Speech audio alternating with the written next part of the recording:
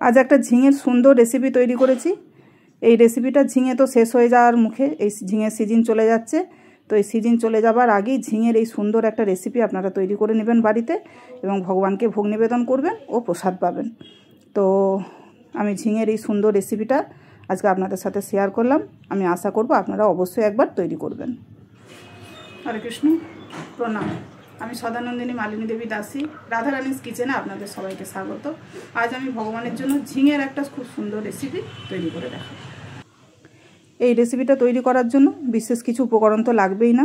ঝিঙে নিয়েছি আমি দুটো মাঝারি সাইজের ঝিঙে, খুব কচি, এটাকে ছাড়িয়ে আমি বড় বড় করে বানিয়েছি। আর আলুও নিয়েছি দুটো মাঝারি সাইজের, ছাড়িয়ে এটাকে ডুমো ডুমো করে বানিয়ে নিয়েছি। আর এখানে পোস্ত রেখেছি 4 চামচ, সেটাকে জল দিয়ে ভিজিয়ে রেখেছি। আর এর সাথে দুটো কাঁচা লঙ্কা দিয়ে রেখেছি পেস্ট করব।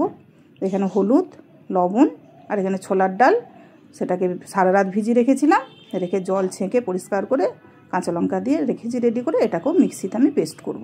আর একটু শক্ত করে পেস্ট করব এটাকে, যেহেতু বড়ার মতো ভাজবো তাই একটু শক্ত করে পেস্ট করবো। আর এতে আদা টাদা কিচ্ছু দেওয়া দরকার হবে না। দেখুন এটা পেস্ট করে নিয়েছি আমি। নিয়ে এটাকে আমি একটু ফেটিয়ে নেবো। ফেটিয়ে মানে এমনভাবেই ফেটাবো যেন এর দেখবেন কালারটা চেঞ্জ হয়ে যাবে, হলুদ কালারটা চেঞ্জ হয়ে একটু সাদা সাদা হয়ে যাবে আর খুব ফ্লপি লাগবে।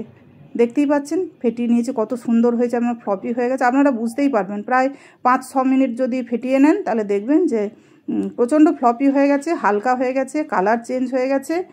তো আমি এবার এটাকে ভাজবো। এটা সর্ষের তেলে ভাজছি আমি, এটা দামোদর মাসের রান্না নয়, এটা আগের রান্না, তাই এটা সর্ষের তেলেই করছি। আপনারা এই মাসে এই রেসিপিটা তৈরি করতে চাইলে সাদা তেল অবশ্যই করবেন, সর্ষের তেল ইউজ করবেন না, যেহেতু দামোদর মাস।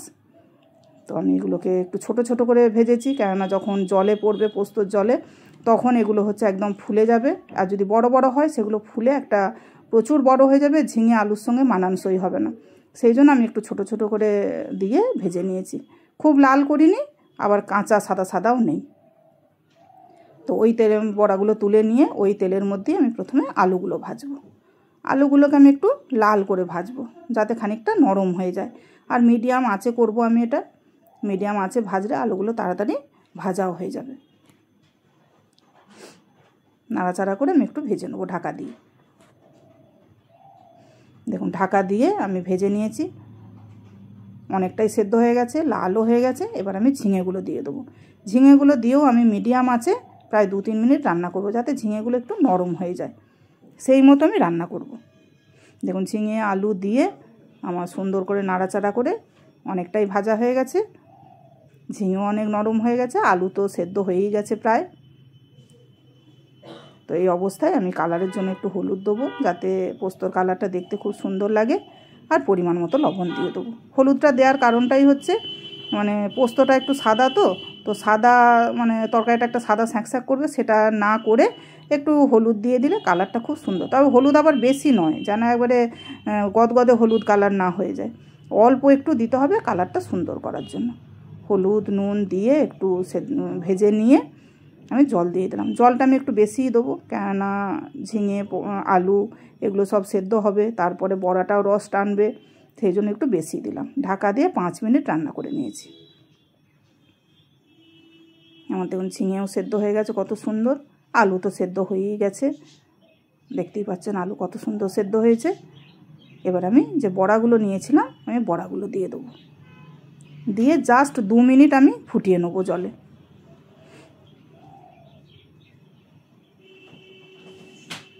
দু মিনিট ফোটালেই বড়াগুলো একদম নরম হয়ে যাবে।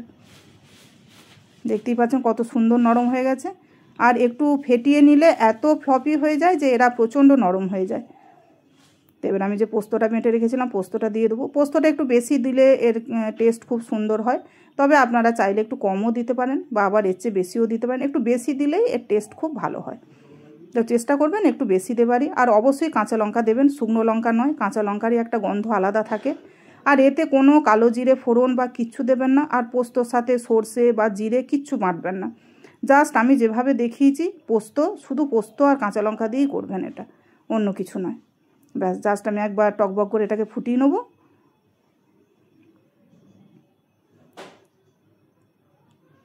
দেখুন ফুটে গেছে সুন্দরভাবে। এবার আমি গ্যাস মানে এটাকে এবার আমি গ্যাস বন্ধ করে দেবো। গ্যাস বন্ধ করে দেওয়ার আগে দেখতে হবে সব একদম কতটা ঝোল রয়েছে দেখুন। এই রকম রস কিন্তু রাখতে হবে, তবেই এটা একটু ঠান্ডা হলে রসটা টেনে নিয়ে একটা ঠিক মানে গাঢ় ঘনত্ব একটা তৈরি হবে। আর এর টেস্ট আরও ভালো করার জন্য আমি একটু সর্ষের তেল ওপর থেকে দিয়ে দিলাম, কাঁচা সর্ষের তেল, এতে টেস্ট আরও ভালো হবে। এবার আমি গ্যাস বন্ধ করে ঢাকা দিয়ে 5 মিনিট ওয়েট করব। 5 মিনিট পরে দেখুন কত ঘন হয়ে গেছে দেখুন, আর দেখতে কত সুন্দর হয়েছে। বড়াগুলো কত ফুলেছে, কত ছোট ছিল তারা কত বড় বড় হয়ে গেছে, আর একদম নরম হয়ে গেছে এরা। একবার এই রকম করে অবশ্যই আপনারা বাড়িতে তৈরি করবেন। ডাল অন্যর সাথে এটা একদম খুব সুন্দর একদম খাবার একটা, অন্য কিছু তরকারি আর লাগবেই না এইটা যদি করা হয়, এত সুন্দর হয়। আর মেনলি যারা নিরামিষ খায় তাদের জন্য তো একদম আদর্শ। আমি ভগবানকে নিবেদন করব, আজ আমি অন্যের সাথেই নিবেদন করছি, তুলসীপত্র দেবো, দিয়ে ভগবানকে নিবেদন করব। আপনারা অবশ্যই এটা বাড়িতে একবার তৈরি করবেন এবং ভগবানকে নিবেদন করবেন। ডাল, অন্ন আর একটা ভাজা, এইটা করলেই যথেষ্ট, এর বাইরে অন্য কিছু আর দেবার দরকারই হবে না। হরে কৃষ্ণ। ভুল ত্রুটি হলে ক্ষমা করবেন। প্রণাম।